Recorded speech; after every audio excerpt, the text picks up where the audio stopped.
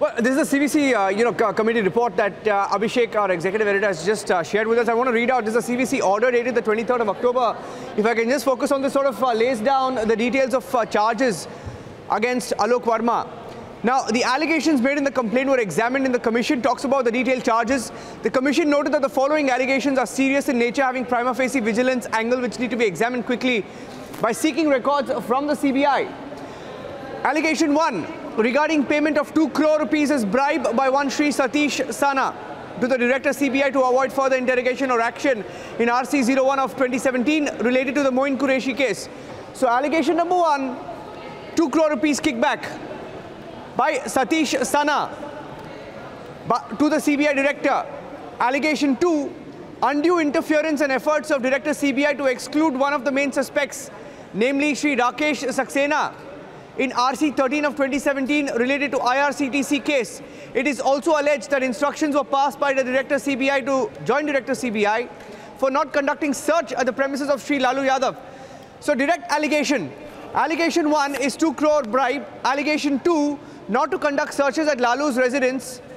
And allegation 3 is regarding the functioning of the Director CBI, and it goes into details of that. So if Abhishek can take this back, I'm just going to hold this document of what the CVC report had found out. 3 specific allegations against Abhishek, the CBI Director. If you could get into details of what the CVC report had found out. 1, direct kickbacks, allegations of the CBI Director getting kickbacks. 2, we've been talking about his role in the IRCTC case and, the role in the go slow. Remember, we broke that story of the go slow on Lalu. This was 2nd and 3rd of, his nature of functioning. Abhishek.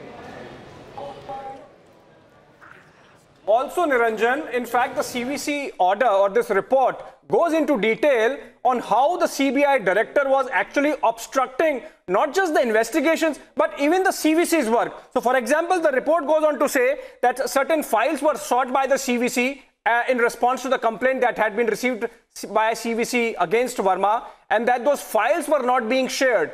And despite repeated communications, it mentions about 10 odd communications, Mr. Verma, as the then CBI Director, was not sharing that information with the CVC. So not only that Mr. Verma was obstructing with investigations that were going on, he was in fact obstructing superintendence of the CVC, which is constitutional duty of the CVC to carry out, or the commission to carry out. He was obstructing with that constitutional duty of the CVC as well, and that is why the CVC had come to the conclusion that Mr. Verma had to go. And now that report, which the Supreme Court wanted the selection committee to vet before coming to a conclusion, has been vetted so, and the selection panel has come to a conclusion that the charges are serious enough for Mr. Verma to be sacked. In fact, if you remember, Rhythm, you would remember, when the proceedings were going on in the court in Alok Verma petition, the court, after going through the same CVC report, had actually mentioned that there are certain aspects of Mr. Verma's conduct which are serious, yes, some which are not so serious, and some which are damning. So the Supreme Court had left it at that, only giving its order on procedural grounds that while CVC has the power of superintendence, the actual removal has to be done by a selection panel, so that procedural aspect has to be followed. Now the government, after deferring to the Supreme Court order, has gone through the CVC report, vetted it completely, and as we have been telling our viewers, that not just the CVC report was discussed in the panel meeting that took place, but also the Department of Personnel Training Secretary, the Minister of the concerned department, the MOS, Mr. Jitendra Singh, then CVC, the panel was there, and based on that discussion, the conclusion has been reached that CVC report is final and that Mr. Verma should be sacked. All right, I'm told Adhirajan Chaudhary of the Congress is joining us on the phone line. Now, Mr. Chaudhary, if you can hear us, sir, why should you not believe the government and the panel that says that prima facie there are serious charges against Alok Verma? Why do you want to make everything political, sir? See, when the Supreme Court has been reinstated, Mr. Alok Verma, it was very vindicating that the action of the government was something wrong. And it is only believed that the sacking of Alok Verma certainly has some ulterior motives ulterior motive is very simple. That is to safeguard the government from further revelation of any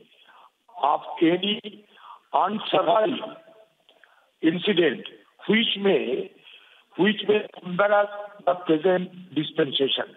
That is why Mr. No, Verma... but, Mr. Chaudhary, when you actually make that argument, sir, you enter a dangerous territory. Because you want to tell me you don't want to believe the charges that are there prima facie against Alok Verma, but you want to, actually give him a clean chit. On what basis do you give him a clean chit? I am not... Why should you become a pawn? Clean chit to anybody whosoever. I am not giving a clean chit to anybody whosoever. But the fact is that Supreme Court has given a clean chit without the observation of the Supreme Court. No, but you're forgetting, sir, and for the moment I'll quickly have to thank you. What the Congress party is forgetting is that the Supreme Court only wanted a process to be followed.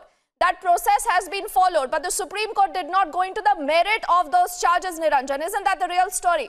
Well, that's correct. Because if you go through the report, and Abhishek, just going through this report, Abhishek and Aishwarya and Rhythm, going through this report, just look at points. I think the points are 16, 18, 20, 21 and 22. The point number 22 being the most important. Point 16 is very significant, Niranjan. I'm going to read out point number 22, Abhishek. The most significant point, it says, Section 4.1 of the DSP Act vests the power of superintendents upon the DSP with this commission. And it also says that keeping in view provisions and various rulings of the Honorable Supreme Court on the interpretation of superintendents and the present situation prevailing in the CBI, the Commission, after a serious and due consideration of all the facts and circumstances and pending the process of inquiry into every issue arising in the view of allegations and counter-allegations, directs that Sri Alok Verma, Director CBI, be hereby divested of and shall not exercise any function, power, duty and supervisory role in respect of cases already registered. It would be better if you read paras 16, 17 and 18. Yes. Niranjan, read paras 16, 17 and 18. They are more crucial so far as Alok Verma's disobedience, Alok Verma's refusal to cooperate with the CVC are concerned. They are damning. Please read the paras 16, 17 and 18, Niranjan. I have that, Abhishek. It says that, point 18 or point 17 first, Commission has also taken note of the fact that CBI has not produced records sought in some other cases. So what was he hiding? Point number 17 says he did not produce records. So immediate question is, what was he hiding? Point number 18, non-cooperation with the Commission, non-compliance with the requirements or directions of the Commission. That's right. Willful obstruction in the functioning of the Commission. Serious charges, Abhishek. Non-cooperation, non-compliance, willful obstruction. Absolutely.